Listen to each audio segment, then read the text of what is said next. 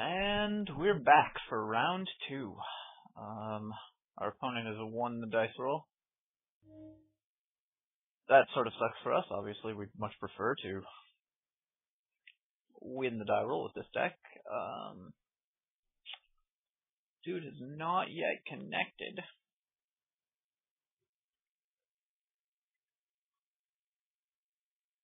So I guess I will take this time while we're waiting for him to show up. Which hopefully he does. I mean, it's one thing to win against a mana-screwed opponent because that will work out over the 3-game match usually. Like I said earlier, I don't mind winning a mana-screwed game, and while I hate losing a mana-screwed game, I'm not gonna lie and say, oh, I'm all zen about it. Usually it works out. Winning 2 games to mana-screw or losing 2 games to mana-screw sucks.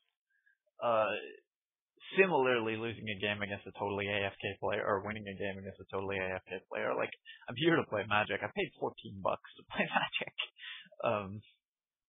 I'm not gonna be thrilled if I don't get to play the game. That said, the extra pack would put me pretty close to being able to just draft again for basically free, so that would be nice. Anyway, so I'm gonna take this time to talk about Magic and drafting and stuff.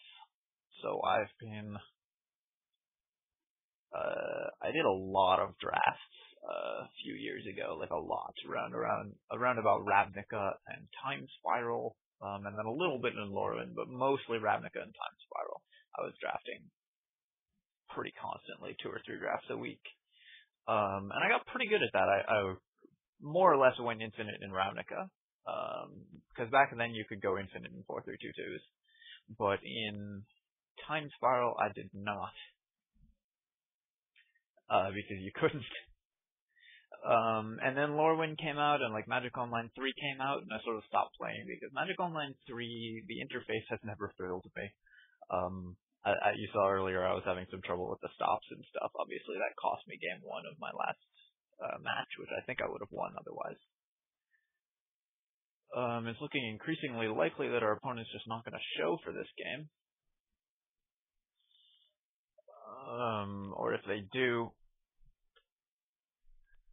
then we might have to, when your opponent is late to a game, you sort of want to be playing a deck that stalls and has lots of defensive cards, because then you can put them under time pressure. At the moment, though, I'm playing a very aggressive deck that wants to end games really fast, so time pressure is probably never going to be a factor in these games. It might be for me, because I obviously play much slower when I'm talking about each play.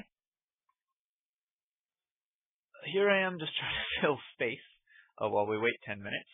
If he doesn't show up, I'm not sure if I'll post this or not. I'll probably post it with a warning saying, warning, my opponent didn't show up, but if you want to hear me talk about Magic and life and stuff for 10 minutes, you can watch this video. I'll also take this opportunity to eat a delicious clementine. Eating on stream, I know, it's so professional. It's just so, really up to the high standards that I've set for myself as a caster. Now, if you're someone who only watches League of Legends, and is subscribed to me because my other 73 or 70 whatever videos are League of Legends videos, and you've made it this far and you're wondering, why the hell have I decided to just post up a Magic video sort of out of the blue? The answer is basically that I kind of want to get back into Magic, because I really enjoy it. And I figured if I'm going to be drafting anyways, there aren't actually that many draft video walkthroughs on YouTube. And even if I'm not, the best drafter, I mean, I'm no Anton Johnson, who does the draft walkthroughs for Star City Games, which I've watched a few of. Obviously, he's a Magic Hall of Famer, and I'm a dude who hasn't played in 4 years. It's still nice to have that content out there, and I figure if people want to watch it, then I should provide it. Starting to look really likely that we'll pick up a forfeit win here. Really not thrilled about that.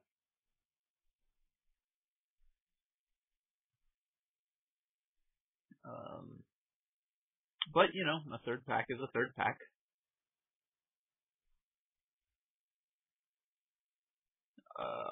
I mean, even if he shows up now, time pressure probably will be a factor, even with my very fast deck. Often what happens in these situations is my opponent doesn't show up for like 8 minutes and then shows up and has a blazingly fast aggro deck and just crushes me. Or I make sloppy plays because I've been thrown on tilt by waiting. So it'll be very important for me to not have that happen this game. When this guy does show up, which I'm going to assume he will until proven otherwise. In the meantime, I guess I can talk about some League of Legends related things. So I've sort of decided that after the holiday break, when I'll be at home and have crappy internet, I'm gonna start live streaming again. So there's that. That's kind of exciting. I will post up more information about that when it actually happens.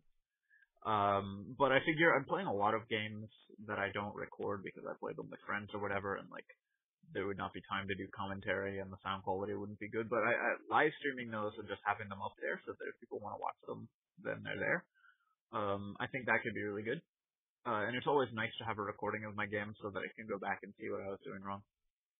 Obviously, I prefer having content for commentaries, and I would keep the YouTube channel for just commentaries and I guess draft walkthroughs since I'm posting this. But having my own TV stream show, you know, just games that I play at 6 in the morning with my roommates would be pretty fun. Dude now has 3 minutes to get back from, I don't know, whatever emergency has called him away. Had a urgent need to masturbate, or his computer exploded, or someone in his house was grievously injured. It's actually interesting because I say he, mostly out of habit from playing a lot of League of Legends, where it's the vast majority of League of Legends players are male. And especially the vast majority of people who I interact with playing League of Legends. My YouTube subscribers, I think my subscribers are pretty close to 100% male. I have about 5% female viewers on average over the course of my YouTube videos. But in Magic, actually, on Magic Online, a large percentage of the viewers are the players are female. I think it's close to 35 or 40%, which is astonishing for an online game. We're actually seeing a major shift in online gaming away from being an exclusively male hobby, which is something that I really appreciate. It's nice to see that we're getting a little less obnoxiously exclusive, which has sort of been the problem. A very hostile environment for girls in general. Online gaming has been, and I'm glad that that's slowly changing, however slowly. Well, guy has 1 minute to show up, and if he doesn't, then we just go straight to round 3. But I think I will post this video, eating noises and all, just as a way of me getting a 10-minute rant out there on YouTube.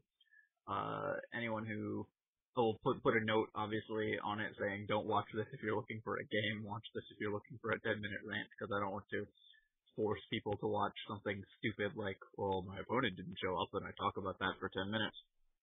But if you're interested in my opponent didn't show up and I talk about gaming and stuff in general for 10 minutes, then this was time well spent. And this is going to be it. So, good game. Tangent Din, well played. Thank you for the pack, I guess. I'm sorry about whatever called you away from the draft. I know how frustrating that is if, your internet dies. And, well, thanks for watching, guys. In round 3.